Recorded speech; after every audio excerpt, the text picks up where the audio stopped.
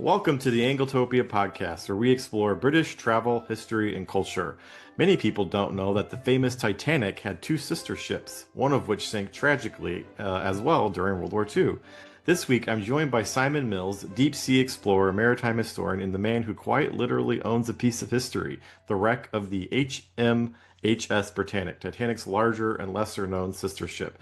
His new book, Inside the Britannic, which you can see here, uncovering the wreck of the Titanic sister ship, is the result of nearly 3 decades of diving research and discovery. More than just a technical analysis, it's a visually rich forensic journey into a ship that has rested on the Aegean Sea since 1916. Today, we'll talk about what it means to own a shipwreck, why Britannic still matters, and the extraordinary work that went into this definitive account. Welcome, Simon. Thank you very much, Jonathan. So, please give us some background on the Britannic. What's the story of Titanic's mostly forgotten sister ship? Well, I always get a little bit frustrated with this mostly forgotten or forgotten sister or whatever. Titanic has a big place in history, obviously, because of what happened. 1,500 people died on a shipwreck, which was totally unique. Britannic was really supposed to be the answer to all the things that went wrong on the Titanic.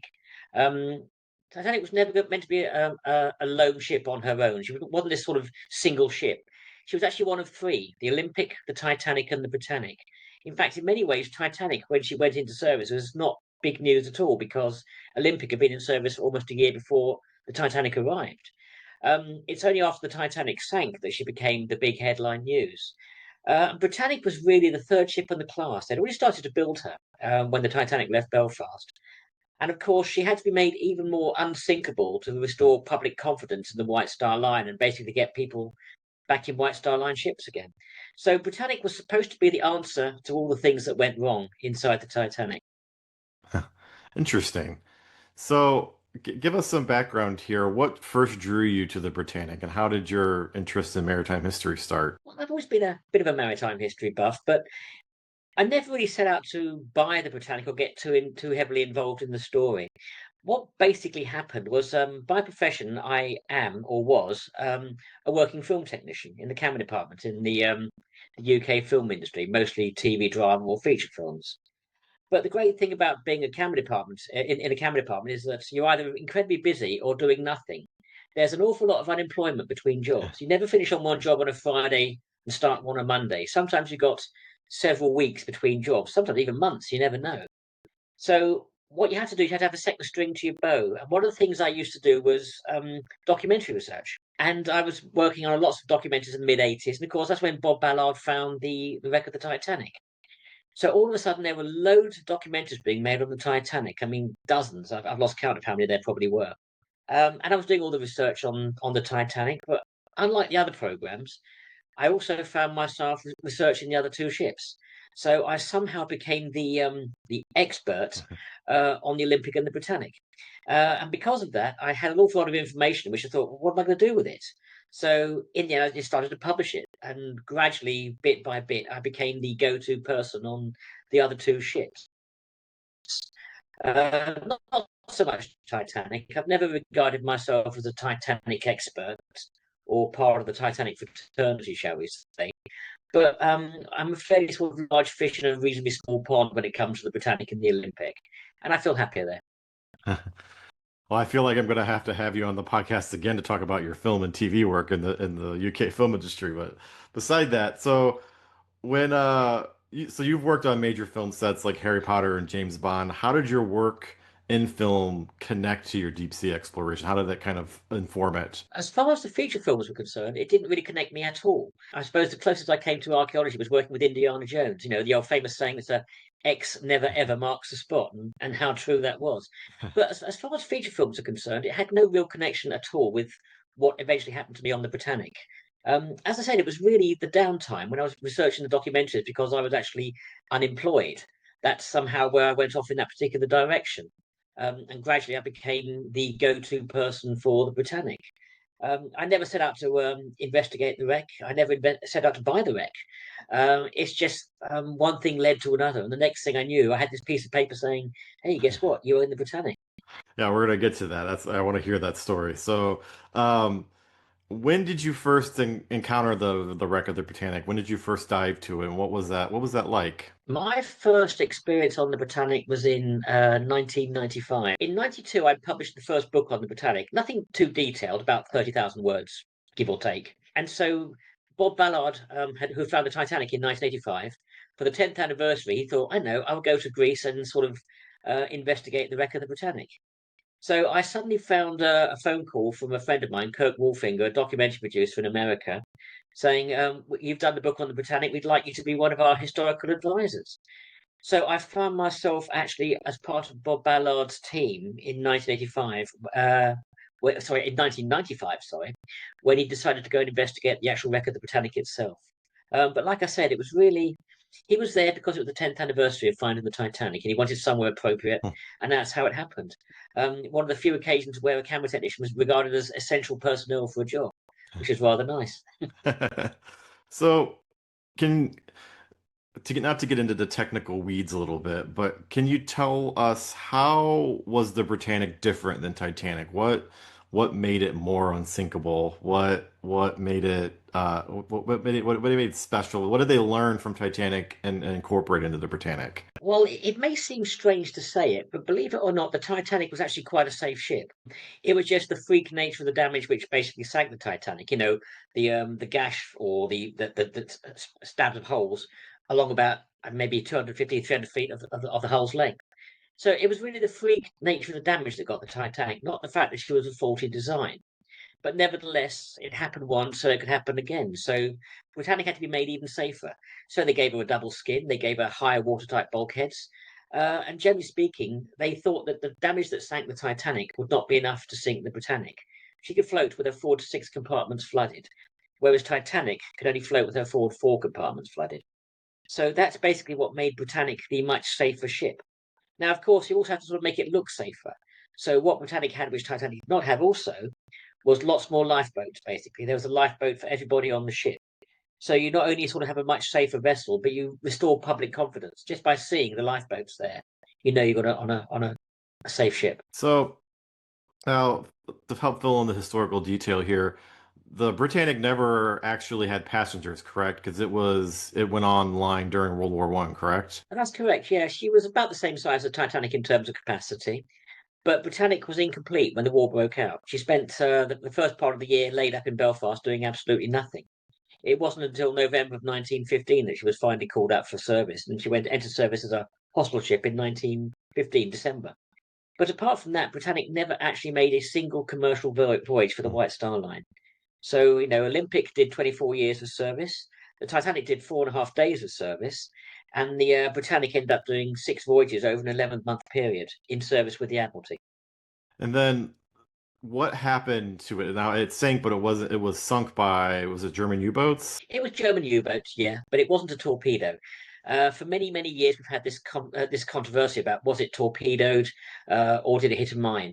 Now, of course, being a hospital ship, Britannic was, in theory, immune to being attacked by a torpedo. She wasn't immune from being attacked at all. I mean, when you put any ship into a war zone, the nation state accepts you're taking your risks. So even though Britannic was, in theory, invulnerable to attack by a U-boat, deliberate attack anyway, torpedo, she can still run into a mine or hit another warship, have the normal collisions. So you accept a degree of risk whenever you put even a hospital ship into a war zone. Britannic, of course, was not torpedoed. She hit a mine. We actually found the minefield in 2003 on a National Geographic documentary. And we went back and, well, it's just a sonar. We found the minefield on sonar. But we didn't actually image it until 2008, about 5 years later, when we went back and sort of actually got a picture of the mine fragment on the seabed. But there's no doubt whatsoever the Britannic was sunk by a mine rather than a torpedo. So it's one conspiracy theory completely and utterly lanced there.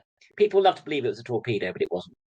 So now, was there a huge loss of life when the Britannic sank, or were they able to use the new safety features to get off the ship? There wasn't a huge loss of life. Actually, they were very lucky on the Britannic.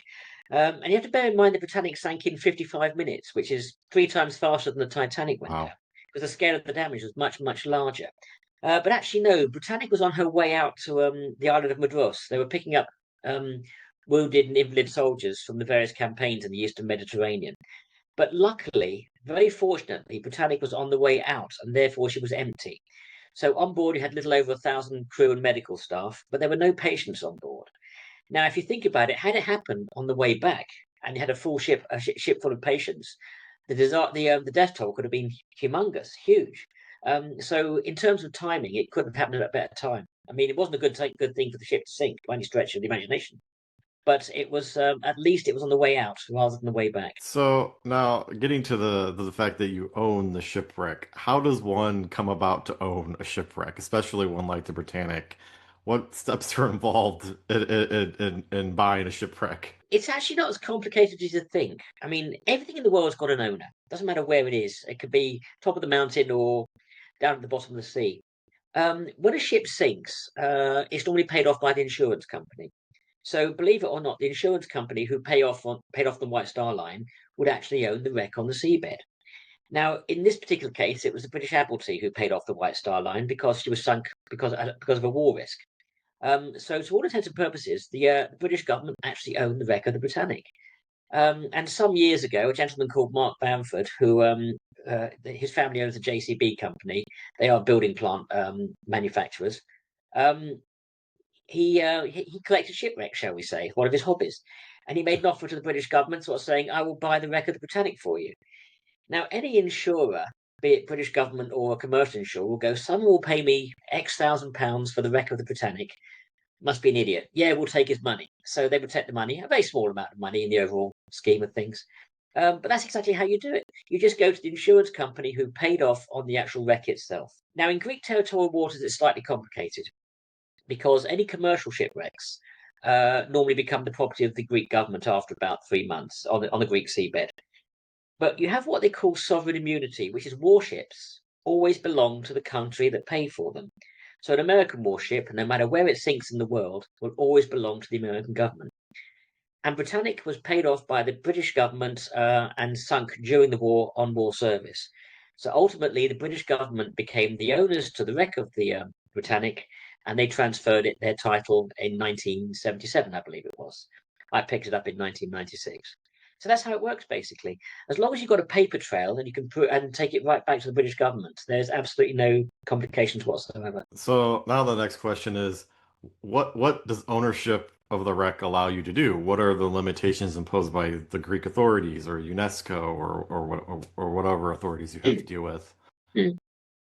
UNESCO doesn't really come into it that much. UNESCO really covers more international waters. Okay. So, because Britannica is about 3 miles from the island of Kea, it kind of doesn't really sort of take into account the provisions of the UNESCO underwater cultural heritage protocols.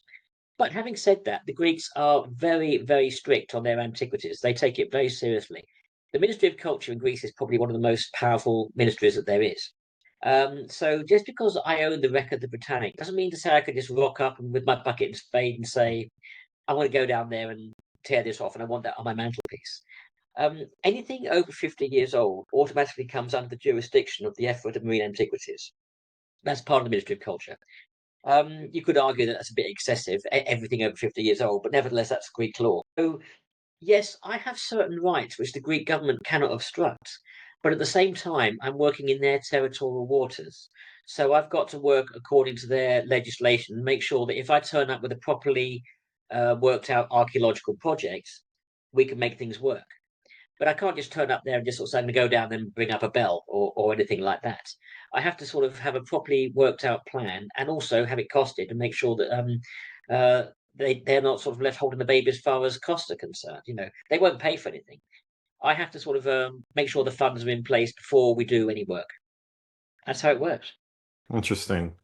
So, how many times have you dived to the wreck, and how has the site changed over time? I think I've probably done about three dives to the wreck itself. I think about three. I can't remember. No, four. This is four. Sorry, but I have to bear in mind that I'm not a technical diver. It's 400 feet down. So in terms of a man dive down there, I can't do it. It requires special mixers of gas, rebreathers, special equipment. I'm not trained to do that. All my dives to the Britannic have been inside submersibles, which is why it's much more comfortable, much easier. No problem at all. So I've never really had any difficulties in terms of actually getting down to the Britannic or getting back up. Whereas if you're a technical diver, it's very easy getting down to the wreck. But at 114 meters, you're working at what, 12, 13 atmospheres. So getting back to the surface takes much, much longer. I think it's about a 35-minute dive on the wreck. You're probably decompressing for about 3.5 to 4 hours in the water, Wow. gradually working your way back up to the surface. Now I'm too old for that. I haven't got time to sort of get involved in that kind of thing.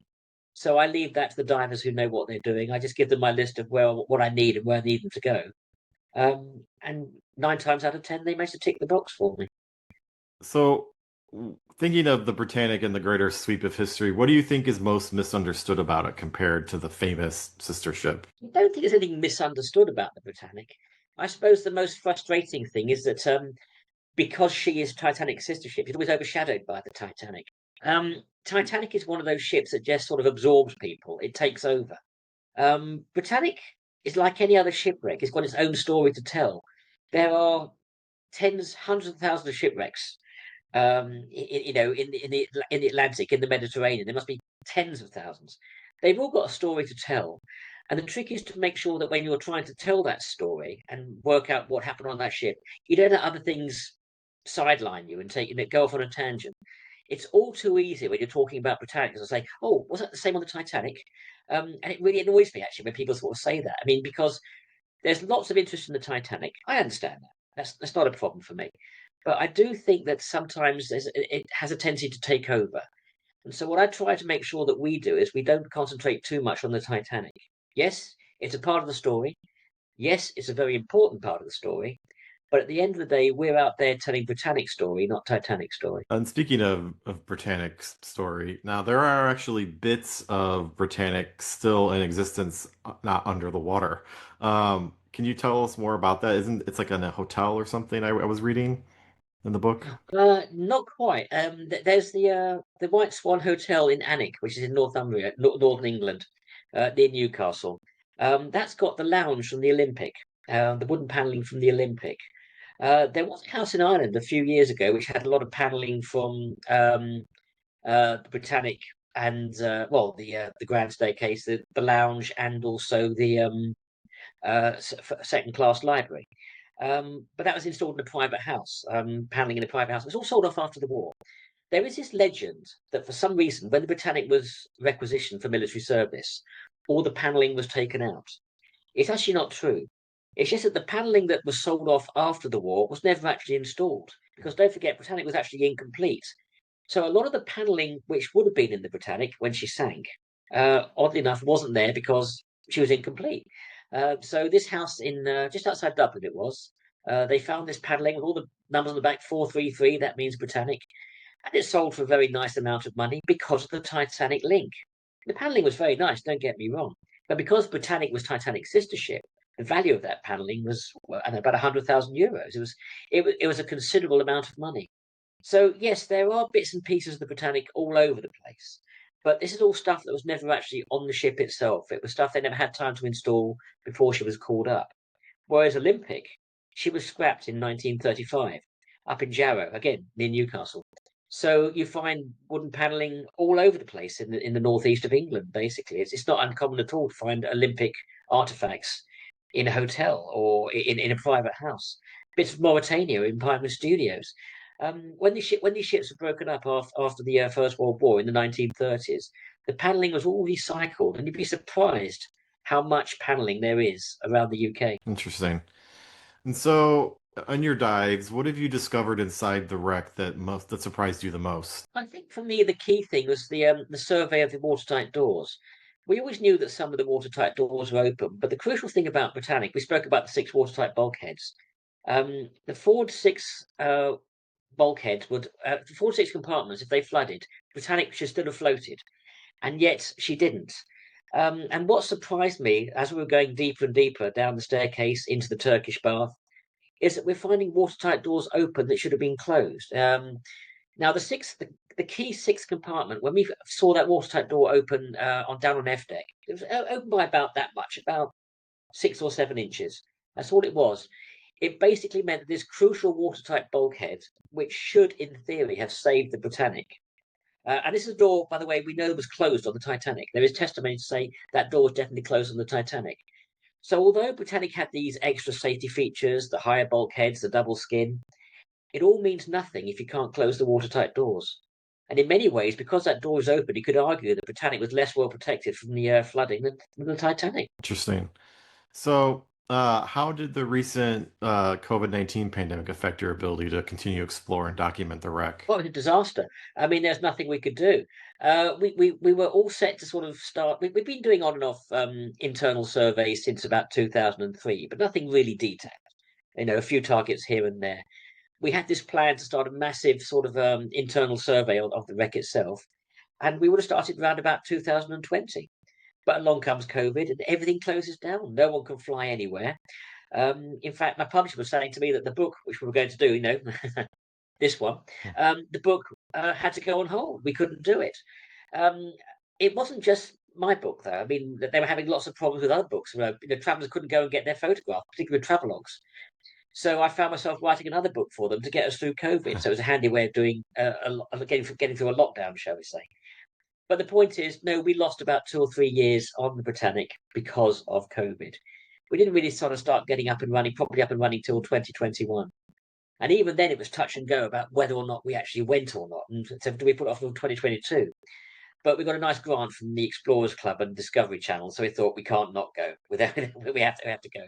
So that's when we really managed to sort of finally make a start in it, 2021. But we'd lost about 2 years because of COVID, and that's just the way it goes. It wasn't just us; it was everybody. Yeah, It was a strange time. it really was. So, your book is described from the description as forensic, but also highly visual. Can you talk about some of the new schematics and photographs and digital reconstructions that are featured? Because I read it this weekend, and it's quite a beautiful book. Oh, thank you.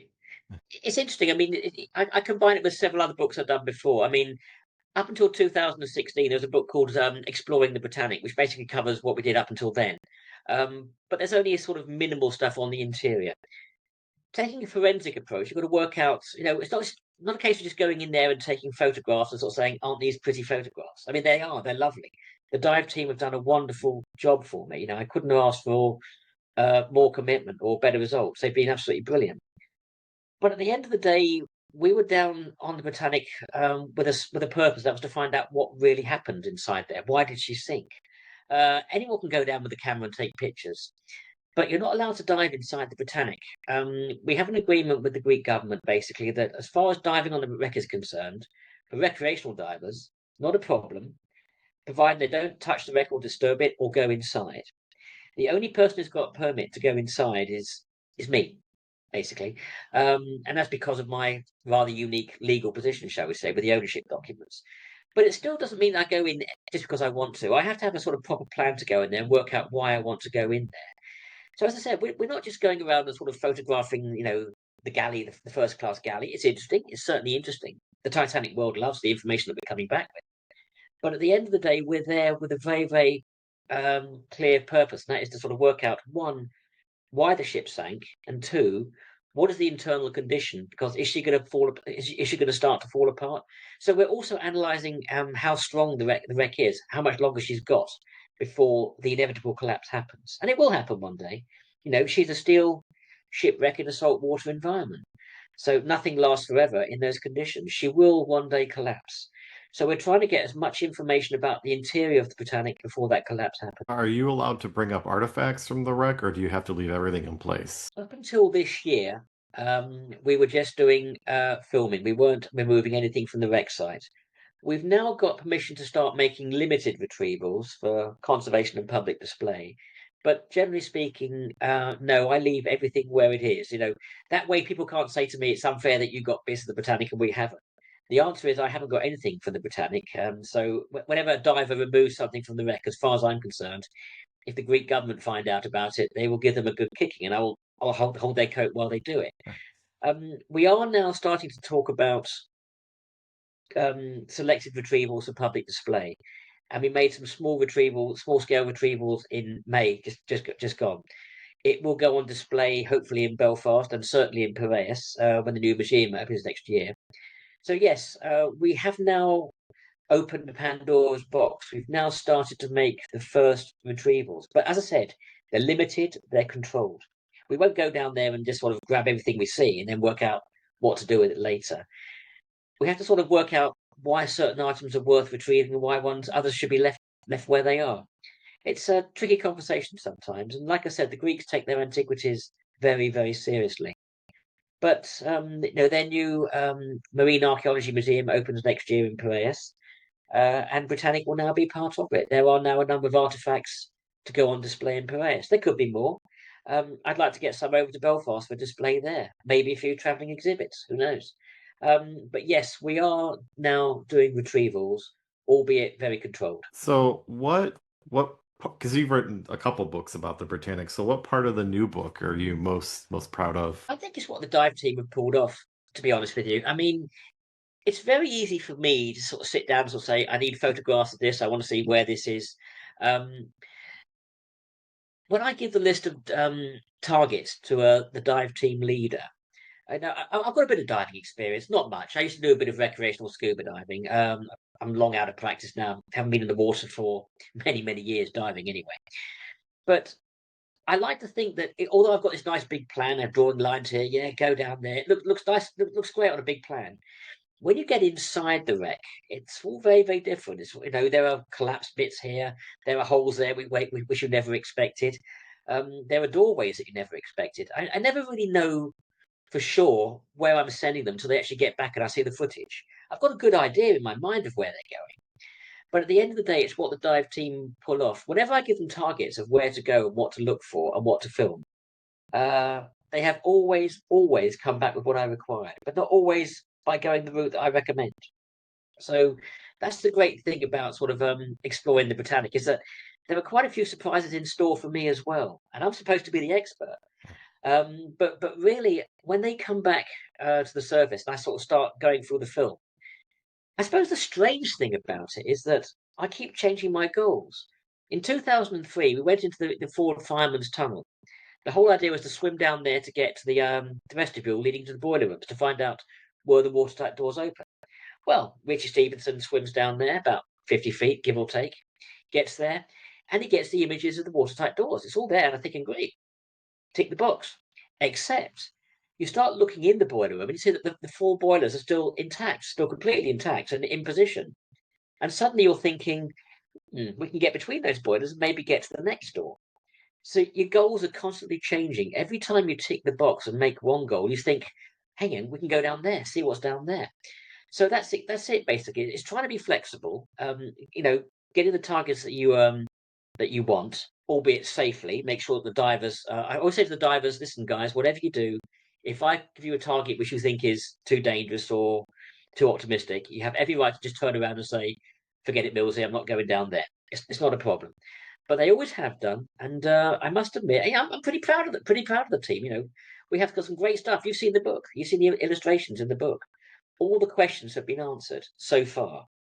Are there other questions? Almost certainly. So, what is the legacy you hope that this book and your work with Britannic will have for future historians and explorers? That's a good question. Still working on the legacy bit, I think, is the best way to describe it, because Britannic is now still very much an ongoing project. When I started on it in early 2000s, I mean, I was involved in sort of recreational dives before then, but I wasn't really present on site. I've only been going in it since about 2003. But I think what I want to do is I want to hand over a going concern. When we started on Britannic in 2003, when I was first on Kia, no one on the island really knew about the wreck. They didn't have. There's no great interest whatsoever. They had the city ship of the Titanic 3 miles out in the Kia Channel or whatever. There was a vague recollection of Cousteau being there in 1976, but that was about it. There was no real knowledge about the Britannic, no real interest in the Britannic, if I'm brutally honest. But I think over the years we've gradually changed that perception. Everyone on the island knows it's there now. There's a lot of diving that goes on, recreational diving. It's sort of a tourist dollars being brought in because of it. I'm not really involved in the diving side of things. I'm more involved in the exploration of the actual wreck site. And as I said, we are now reaching the point where we are beginning to bring up artifacts for public display, education. So I suppose that will be my legacy, I guess, that we've turned Britannic into something tangible rather than some forgotten pile of steel 3 miles out into the clear channel. So is there more left to uncover on Britannic? Do you feel the story is complete, or do you feel like there's a lot more to discover? Well, if you think about it, Britannic is just under 900 feet long, and we've really there's a lot more to find. I think. I mean, we've been to the more interesting sort of parts of the wreck. The watertight doors. We've been into the dining room. We've been into the lounges. We've been to lots of the public spaces. But there's lots of areas we have not yet been into. We've only done the forward two boiler rooms. There's 4 boiler rooms still to examine. We've been into the engine rooms, both engine compartments, but we've not yet got to the dynamos. So yes, there's a lot more still to do. I think we've answered the important questions. Why does she sink? I think the key thing for me is in 2023 when we found that open watertight door. For me, that was stunning because I told the divers as you go into the Turkish bath cooling room, there's a watertight door there. Please get an image of it for me. Nothing special. I was expecting to see the watertight door. What I was not expecting was to see it open. So what I like about it is the way I think we have actually sort of reworked the dynamic of what happened on the Britannic the day that she sank. Everyone thinks, oh, she sank because she heeled over to starboard and all the water got in through the open portholes. That's part of the story. But we are now filling in other gaps in the story. So saying, hang on, these watertight doors here are completely open. This one here is partially open. So therefore, all of a sudden, your flooding analysis is changing completely. So it's not just a case of Britannic rolling over to starboard and the water getting in through the portholes, although that was a factor, undeniably. But the mere fact that we are finding open watertight doors in areas we expect them to be closed, as I said, it rewrites the dynamic of the sinking. So yes, we're changing the history, and we are bringing artifacts up for conservation and display. I'm delighted. So yeah, I think we have changed things. So, book aside, is there going to be any TV documentaries or films about the Britannic coming along the line, or have there been? Forgive my ignorance. I should have looked before I asked the question. I hope so. I mean, we are looking for a broadcaster to sort of take on the documentary side of things. It's been a little bit difficult because documentaries not as sort of flash with cash as they used to be, shall we say. Yeah. But also, there's this perception in America, sadly, that well, it's not American enough. Mhm. I think they're missing the trick slightly. I'm not too concerned about it because I think sooner or later it will go full circle. Because the point is, people like their Titanic documentaries, and say what you like, what we've got inside the Britannic, nobody else can get. We have got unique footage inside that wreck. We can actually fill in spaces on the Titanic that no longer exist. You look at the Titanic; she's in two pieces. The entire midsection is completely gone. The stern is completely collapsed.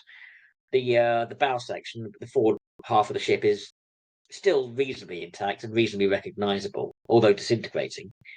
But strictly speaking, half of as soon as you move after the second funnel on the Britannic, you're into areas of the Titanic which have not been seen and don't exist anymore. So we can actually sort of recreate parts of the Titanic just by going into the Britannic. So yes, there's a definite link. I see it coming together sooner or later. Not going to push it. Sooner or later, people will realise, hang on, we've got to go to the Britannic and use this footage for our next Titanic documentary. And I will just bide my time and wait because I know that sooner or later they will come. Well, any TV producers listening to this podcast, you heard the man. He's got Yeah, great come on, stuff. TV. Well, the joke is, if you find that there was one American on that ship, then suddenly the American documentary companies will be interested. No, it could be. Yeah, I hadn't thought about that approach, but I'll take it on. But no, as far as I'm aware, unfortunately, they weren't. Well, it's okay for my last question. Are there other wrecks you want to explore, or is the Britannic enough for you? Oh, I don't think so. I think Britannic's enough for me. It's been 20 years of work, if I'm honest with you, over 25 years of work. It's been a remarkable journey. I couldn't afford to put the amount of time and money into another wreck that I put into this one. It's been a lot of effort. I find any shipwreck is interesting, actually. I mean, I've dived on several shipwrecks in the Red Sea, all quite nice. I said they've all got a story to tell. They're all very, very atmospheric places. You almost envy divers some of the places they could actually go into and get a feel for what it used to be like on the ship before it sank. I mean, one of the divers was saying to me on the Britannic, when it was swimming down Scotland Road to get into that's a working passage from one end of the ship to the other, virtually. And he said, for the first time ever, I felt the presence of people. It's easy to go swimming on a shipwreck and sort of say, oh, look, there's a tyre over there. Oh, look, there's a gun over there. You sometimes miss the human element of what was actually going on and the people actually in the ship itself. And then he said one day, for the first time swimming along that working passage, I sensed people being there. It was a rather curious thing for him to say, but I knew exactly where he was coming from. That's basically it. I think every ship has got every shipwreck has got a story to tell, but it can't be me telling them all. I've done so much work on this one. I could not possibly do that on another wreck. I don't think. Well, owning a shipwreck has to be one of the coolest side hustles I've come across in all my years. That's all. Yeah. Okay. Well, thank you, Simon. You have given us a rare and vivid glimpse beneath the surface, not just of the Aegean Sea, but of the past. Inside the Britannic isn't just a book about a shipwreck, it's about curiosity, determination, and the preservation of memory. You can order this beautiful book now from booksellers everywhere. The link will be in the show notes. And Simon, thank you so much for taking us on this journey to the shipwreck which you've owned, the Britannic. You're very welcome, Jonathan. No problem at all.